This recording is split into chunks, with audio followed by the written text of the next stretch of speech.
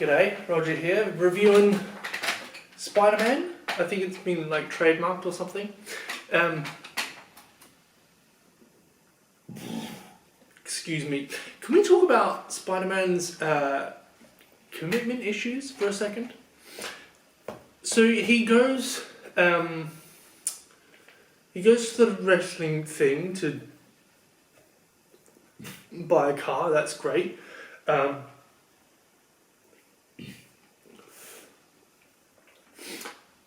He sees an ad in the paper. It's like 3 minutes, $3,000, perfect. That's a pretty good rate, right? And then he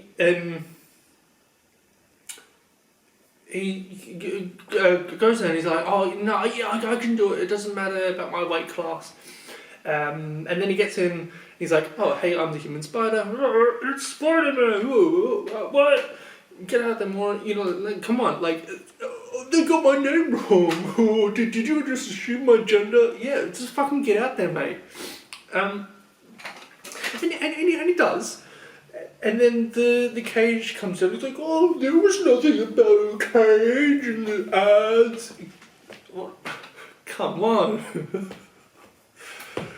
I mean, he's only like 17, 18, but still. And he goes through it for about 2 minutes. Dude.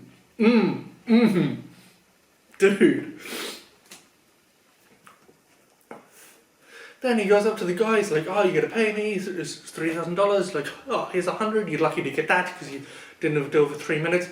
That's just normal, basic maths. You didn't get $2,000 for doing 2 minutes worth. So, you know, it's a bit steezy.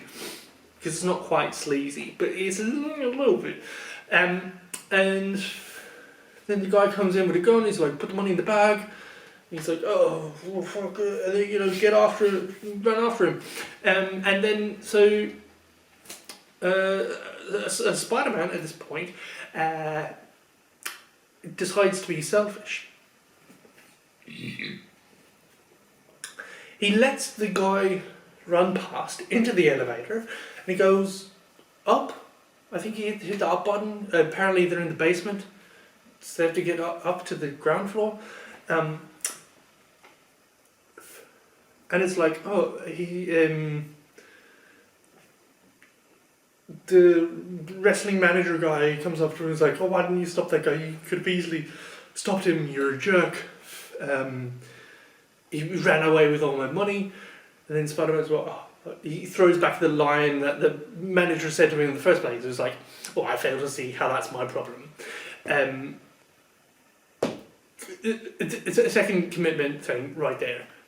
You know, he could have gone full good guy and stopped the robber and go, no, give me the gun and the money, and then there's your money back.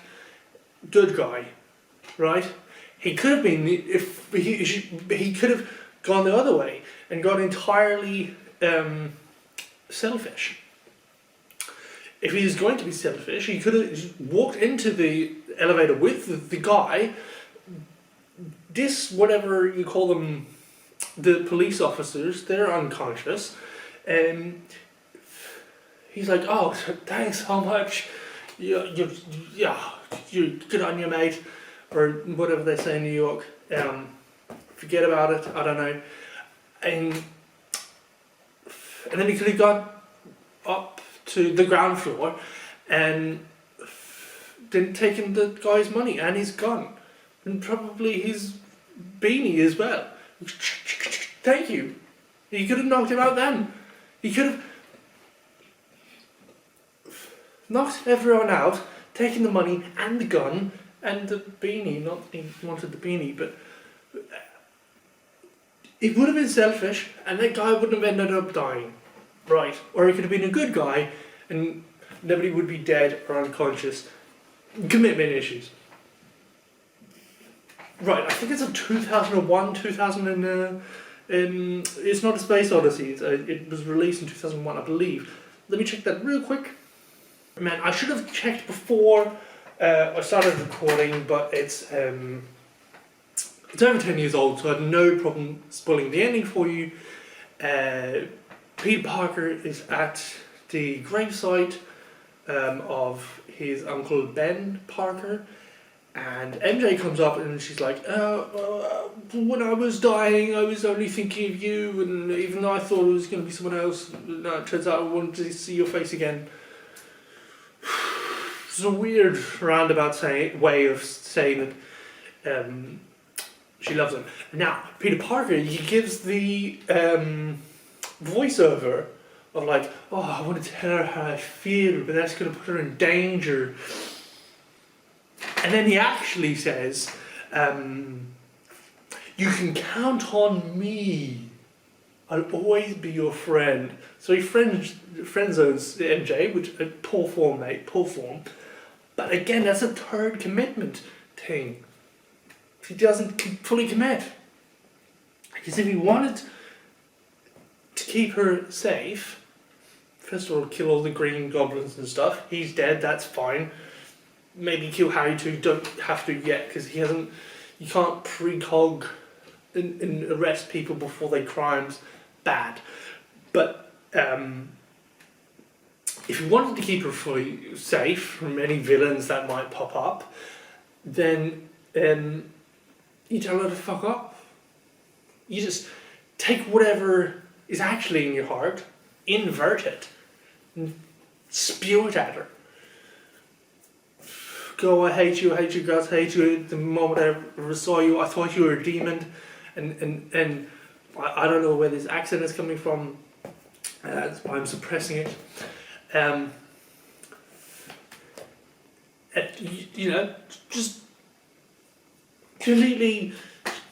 She's safe because you told her to fuck off, and off she fucks.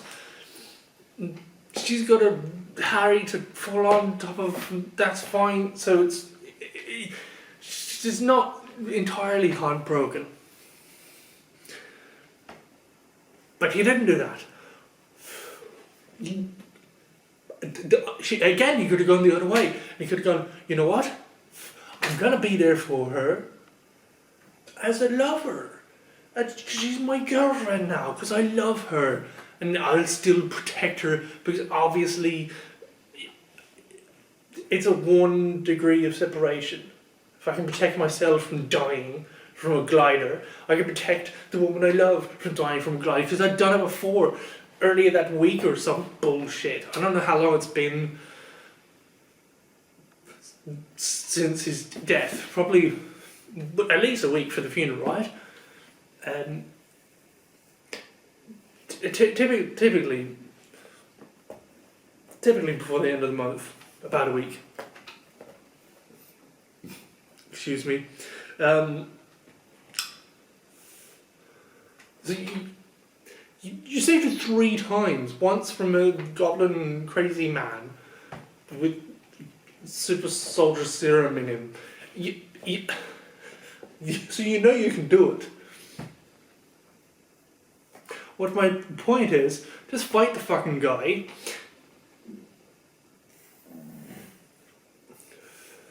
If you want to be selfish, be selfish. If you want to have a girlfriend, have a fucking girlfriend and save her life every single time. It's not that complicated.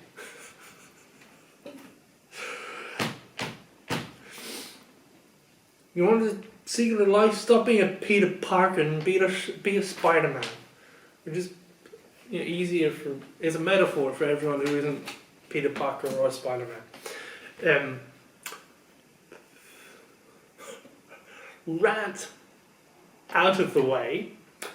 This is a superhero. Alright, no, we're done. Alright, so Spider-Man is a superhero movie, and so we want something fantastical, which we definitely got. Genetically modified spiders there. We want a lot of action. We got that too. A big villain. Oh yes. Big villain.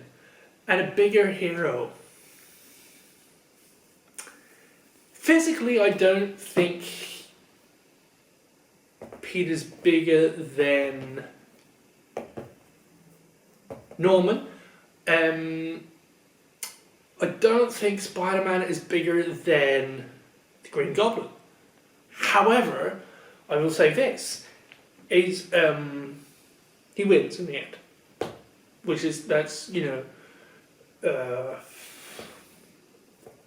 He's more instincty with his spider senses, and he's less insane. They're both superhumans. Spider-Man is better than Green Goblin, in my opinion at least. And that's what you're here for, and that's what I'll give you. Now, it was a little campy at parts, but most of it is kind of natural, you know? Norman, he's got a lot of crazy masks, and then this other one tells him what to do, right? Or multiple personality disorder, I don't actually know. There's bits here and there where they say the truth, and like, Ben's like, oh, I went through the same thing you did. Like, not exactly the same. Like, it makes sense. It's a bit cheesy, but it still makes sense. And I think for 2002, it's pretty good. It's pretty good. 2023, it is good. I'll give them this. A bit on the nose, but for the first time, I made the connection between the Lord's Prayer and the virtue of Spider-Man, because we'll just go with the bits that she said. So there's Our Father who art in heaven, hallowed be thy name, which I suppose could be a reference to the DNA genetically modified spiders, and they come down from the web.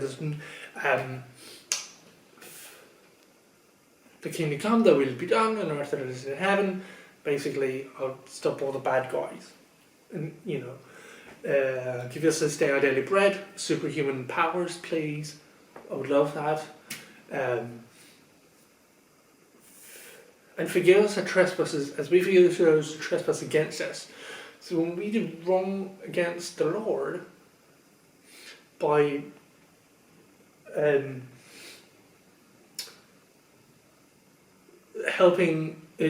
assisting in a robbery, we ask the Lord to forgive us. I don't think it's at the same time. Perhaps that is what it means. But it's as we forgive those, as we forgive the people for shooting our uncles to death. That's a pretty. So there it is. It's pretty good as a 2002, but also there's metaphors and stuff. It's nice. I'm ranking this just above Men in Black. Actually, and then there goes Spies in Disguise. So it's definitely above Men in Black. 24 minutes. I do apologise. It hasn't been 24 minutes. It is whatever amount of time because I cut some of it out.